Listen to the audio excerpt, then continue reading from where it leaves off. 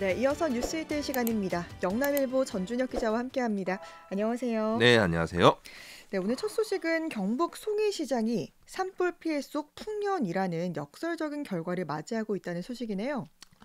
네, 지난 3월 안동, 의성, 청송, 영덕 영양 일대를 휩쓴 대형 산불로 산지 일부가 타격을 입으며 출하량 급감이 우려됐는데 네, 막상 기상 여건 호조와 일부 지역의 대풍이 맞물리며 오히려 전체 물량이 급증을 했습니다. 음, 하지만 공급 과잉과 품질 편차로 단가는 큰 폭으로 떨어지면서 농가의 체감 수익은 되레 줄었습니다. 네, 먼저 산림조합중앙회 임산물 유통 정보 시스템에 따르면 올해 10월 18일 기준 경북 주요 5개 공판장인 안동, 청송, 영덕, 봉화, 의성의 송이 거래량은 총 26,023kg, 거래 금액은 4,727억 원대에 달했습니다. 네. 이는 지난해 같은 기간인 21,288kg보다 물량은 20% 이상 증가한 수치인데 음, 거래 금액은 4,536억 원으로 오히려 줄어들어 평균 단가는 하락세를 보였습니다. 네. 특히 3월에 산불 피해를 입은 지역의 출하 회복세가 두드러졌다고요. 네, 먼저 안동은 올해 6,016.98kg, 거래 금액 10억 1,694만 원으로 지난해 대비 물량은 2.5배, 네, 금액은 약 1.9배 증가했습니다. 음, 청송도 2,066.9kg에서 5,524.73kg으로 3배 가까이 늘었지만 거래 금액은 4억 9,072만 원에서 11억 632만 원으로 2배 수준에 그쳐 단가락이 뚜렷했습니다. 네, 의성은 원래 297.96kg, 5,151만 원을 기록하며 지난해보다 소폭 증가했습니다. 즉 산불 피해가 컸던 지역 중 하나지만 일부 산지에서 출하가 재개된 것으로 음, 분석이 됩니다. 네, 송이 최대 생산지조 영덕의 경우에는 올해 11,480.85kg, 거래 금액 20억 4,717만 원으로 지난해보다 물량은 소폭 줄었지만 금액은 40% 가까이 감소했습니다. 네. 또 영양군은 올해 산불 여파로 출하 시기가 다소 늦어졌으나 10월 중순 기준 공판 물량이 전년 수준을 회복하며 시장 정상화에 들어섰습니다. 네. 반면 이 송이로 유명한 봉화 지역은 생산량이 대폭 상승했다고요. 네, 올해 2,703.16kg, 5억 511만 원으로 물량은 4배 이상 증가했고 단가도 도내 평균보다 높은 수준을 유지를 하고 있습니다. 네. 한편 올해 송이 단가 하락의 가장 큰 원인은 등외품 비중의 급증입니다. 음, 1등품은 지난해 50만 원대에서 올해 40만 원 안팎으로 떨어졌고 네. 개선품은 30만 원대에서 17만 원대로 음, 등외품은 25만 원대에서 11만 원 수준으로 아, 급락했습니다. 네. 또한 청송, 안동, 영양 일대 산불 피해지의 일부 임상 여건이 나빠지면서 송이의 크기와 선도가 불균일해진 것도 가격 하락에 영향을 줬습니다. 네. 즉 산림 전문가들은 올해 송이 시장을 이상 기온과 산불 피해, 공급 과잉이 맞물린 복합 시장으로 분석하는데요. 네. 안동과 청송, 영덕, 영양 일대가 화재로 대규모 산림 피해가 있었지만 피해를 비켜간 지역의 풍년이 이를 상쇄하면서 전체 물량은 오히려 폭증했다는 것입니다. 음, 전문가들은 10월 하순 이후 기온이 내려가고 출하량이 줄면 단가가 다소 회복될 가능성은 음. 있다라면서 다만 올해 전체 생산량이 이미 전년을 초과를 한 만큼 수요가 따라주지 않으면 가격 회복 폭은 제한적일 것이라고 내다봤습니다. 네. 경북 지역의 송이 관련 이야기 나눠봤고요. 다음은 포항시가 지역의 유력 흰산업 중 하나인 2차 전지를 국내 최고 수준으로 육성하기 위한 청사진을 내놨다고요. 네, 철강에 비해서 2차 전지도 어려운 시절을 겪고는 있지만 네. 철강보다는 좀 상황은 좀 나은 상태입니다. 네. 오는 2030년까지 산업 매출 100조 원, 일자리 15,000개, 산업 비즈니스 방문객 3만 명 유치를 달성해 대한민국 2차 전지 1등 도시로 도약하겠다는 구체적인 목표를 포항시가 제시했습니다. 네.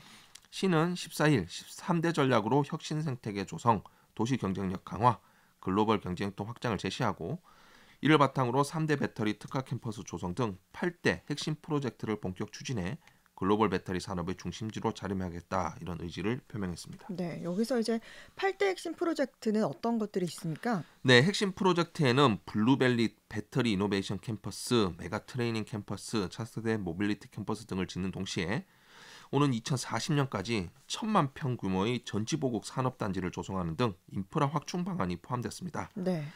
이를 바탕으로 관련 기업 유치를 확대하고 세계 최초로 청정 암모니아 기반의 무탄소 발전 실증 사업을 추진할 계획입니다. 음. 법 제도적 기반도 강화하는데요. 시는 2차 전지 산업 지원 특별법 제정을 앞당기고 3천억 원 규모의 배터리 혁신 성장 벤처 펀드를 조성해 유망 스타트업을 발굴 육성합니다. 네. 중소 및 중견기업의 성장 사다리를 마련하기 위해서는 기업 성장 단계별 맞춤형 지원 공간도 확보할 예정입니다. 네. 이와 함께 포항이 이제 정부가 추진 중인 배터리 삼각배트의 중심 도시로서 영남, 호남, 또 충청권 산업 특성을 연계한 국가 전략 과제를 선도적으로 수행한다. 이런 내용도 있네요. 네, 사용 후 배터리 순환 이용 확대, AI 기반 디지털 트윈 제조 공정 플랫폼, 탄소 중립 전기 선박 실증센터 구축 등도 추진해 초격차 기술 경쟁력을 확보한다는 구상입니다. 네. 이강덕 시장은 기업 유치, 인재 양성, 기술 혁신을 통해 2030년에는 대한민국 2차 전지 1등 도시로 도약하겠다 이렇게 말했습니다. 네. 이런 가운데 전기차 배터리 소재 전문 기업인 포스코 퓨처엠이 글로벌 완성차사로부터 대규모 발주를 떠냈다. 이런 좋은 소식도 있더라고요. 네, 포스코 퓨처엠은 지난 14일 전자공시를 통해 글로벌 자동차사와 6,700원 규모의 공급 계약을 체결했다 이렇게 네. 밝혔습니다. 이 금액은 작년 매출액의 18%에 해당하는 것으로 역대 최대 계약 규모입니다. 음. 계약 상대는 경영상 비밀 유지 사유로 유보 기간 종료 후 정정 공시할 예정입니다. 네. 계약 기간은 2027년부터 4년이지만 향후 협의에 따라 공급 기간이 최장 10년까지 연장될 가능성도 열려 있습니다. 네.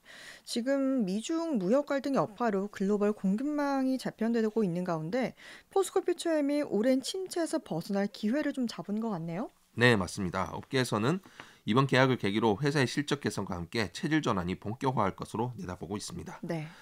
이번 계약은 무엇보다도 포스코 퓨처엠이 글로벌 전기차 시장에서 비중국 배터리 공급망의 핵심 축으로 자리매김할 음. 가능성을 보여줬는데요. 네. 중국 기업들이 지배해온 흑연, 음극재 시장에서 미국 및 유럽 완성차 업체들이 중국 의존도를 줄이려는 움직임이 뚜렷해지고 있으며 네. 포스코 퓨처엠은 이 변화의 중심에 섰다 이런 평입니다. 네. 회사 관계자는 글로벌 완성차사와의 협력 확대는 안정적인 성장 기반 확보의 전환점이 될 것이라고 말했습니다. 네. 지금까지 2차 전지 관련 이런 시장은 좀 많이 어려웠었잖아요. 포스코 퓨처엠도 마찬가지였을 것 같은데요. 네, 포스코 퓨처엠은 포스코사나 배터리 관련 업체로서 이제 국내 1위를 다투는 그런 생산이긴 한데 네. 이 영업이익을 들어보면 좀 기가 찰 노릇입니다. 음.